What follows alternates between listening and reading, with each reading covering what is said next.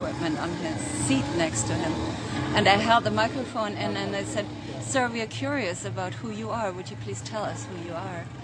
And he said, "Take your mic out of my car, lady, and step back." And I said, "Would you repeat that for broadcast?" And held it even closer. And that's all I could get out of him. And then he sort of tried to run over my toe. He turned his car around and disappeared in that direction. And people said he was on the bridge filming before. So he was somebody from the other side who was documenting this. Right, the wrong side. Okay. The wrong side, yes. In studying worldwide occult networks, in modern times and throughout history, we always run into the same data. Compartmentalized pyramidal structures with a bunch of well-meaning dupes at the bottom, managers in the central areas, and Luciferian death cult adherents at the top. In India, it is Kali. The Mayans and Aztecs' greatest gods were the gods of death. It was the same in Egypt and in Babylon, as well as Rome and ancient Greece. But what about those sweet little Hawaiians? Ah, you guessed it, throwing virgins into that live volcano. The god of death demands it, so the rest of us can live. The Druids would bash their children's brains out and kick them into a peat bog. Noblemen would willingly give themselves up to the Druidic priest to have their throats slit before they were thrown into fiery pits, known as bonfires today. Don't forget the European tradition of the Burning Man. Take your strongest man when times get tough, strap him into a huge wicker effigy of a human and torch him. That will make the gods bring back the fertility. That will make the gods bring life to the tribe. Death brings life. They call it creative destruction, but in reality it is simply a tool of the elite to abuse, subjugate, and dominate their populations for their own good. We're looking at ancient propaganda. In the fall of 2004, while in New York to cover the Republican National Convention, we ran into David Gergen, the Karl Rove of 4 presidential administrations. Okay, one last question.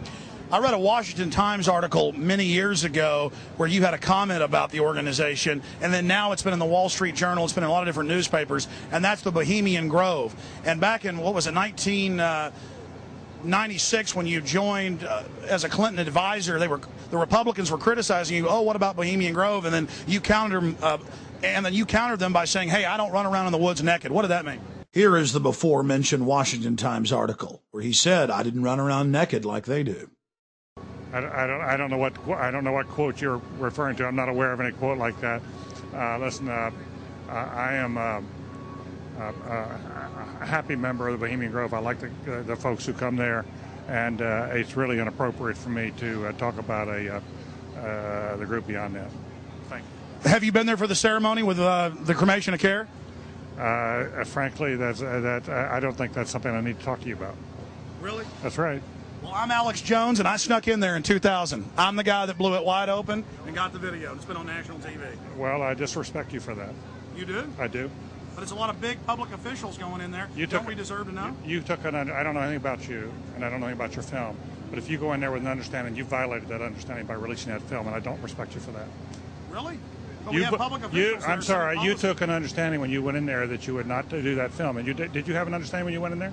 No. Did you crash it? Yes. Yeah, and it has no trespassing signs there too, doesn't it? No, they put them up after. Oh, I'm sorry. Just walked in. I'm sorry, sir. I've been there before. I know what the circumstances are, and I'm sorry you violated the understandings. That was not a gentlemanly thing to do. But what about the ritual? Is the ritual gentlemanly?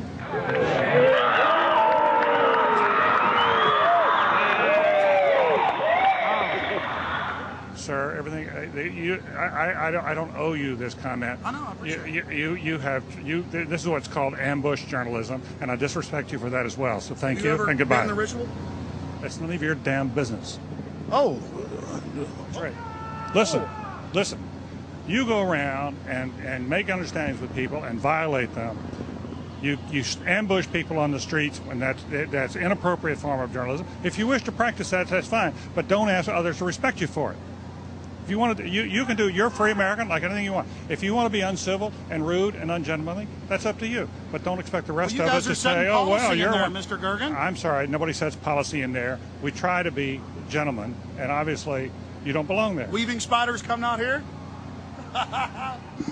Yeah, that is a three-pointer. Woo! Look how strangely he behaved when we brought it up.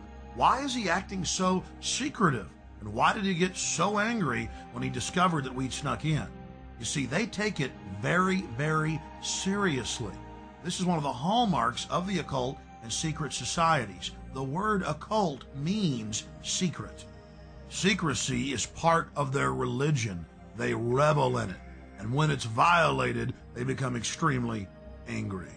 How widespread is the occult? The answer is extremely widespread. Occultism in our society, and particularly in our government, and at the highest levels of corporate America, is rampant. It is a well-publicized fact that the Reagans had every aspect of their lives governed by their astrologer. Imagine having your life controlled down to the exact minute that you give a speech by astrology.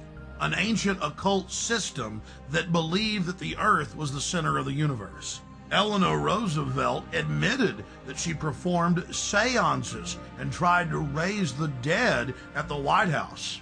60 years later, Hillary Clinton had her own seances attempting to contact Eleanor Roosevelt.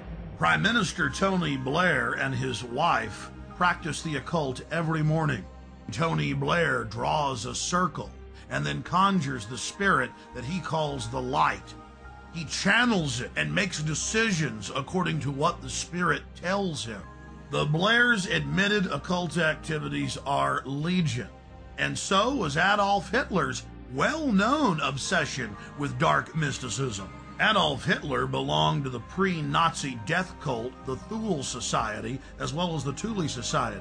Both groups trace their lineage back to the Order of Death, founded in 1776 in Ingolstadt University in Bavaria, Germany. Then, of course, it spread to the U.S. with the founding of Skull and Bones. You were both in Skull and Bones, the secret society. It's so secret we can't talk about it. What does that mean for America? The conspiracy theorists are going to go wild. I'm sure they are. I don't know. I haven't seen the web. Number 322? First of all, he's not the nominee. And, look, I look for... Are you prepared to lose? No, I'm not going to lose. You both were members of Skull and Bones, a secret society at Yale. What does that tell us? Not much, because it's a secret. Is there a secret handshake? Is there a secret code? I wish there were something secret I could manifest. 322, secret number? There are all kinds of secrets, Tim, but one thing is not a secret. I disagree with this president's direction. Aleister Crowley, who dubbed himself the Beast and the most evil man alive, was a fellow traveler with some of the most powerful people in British society, including prominent royals. The Church of Satan, the Temple of Set, the OTO, the Golden Dawn, Skull and Bones, Bohemian Grove, the Blue Lodge, the Scottish Rite, the 33rd Degree. It seems like there are hundreds of different occultic groups, but all they are different denominations in the same religion, the Egyptian and Babylonian mystery schools. Albert Pike, who was the supreme Grand Mason of the entire world, founded the Ku Klux Klan. But you don't hear Jesse Jackson calling for his statue to be removed in Washington, D.C. Why is that? Because Jesse Jackson is a 33rd degree Mason. Now, don't get me wrong. Most Masons are what high-level occultists call porch Masons, or outsiders. They themselves are considered neophytes by those in the inner circle, or those nearer the top of the pyramid. They're compartmentalized. They believe that their great work, as they call it, is to help society. But in reality, they're being controlled and manipulated. The Knights of the Secret Circle, the Knights of the Golden Circle.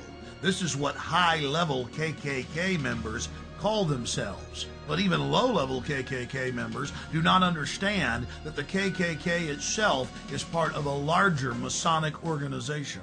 Most Masons detest the Klan.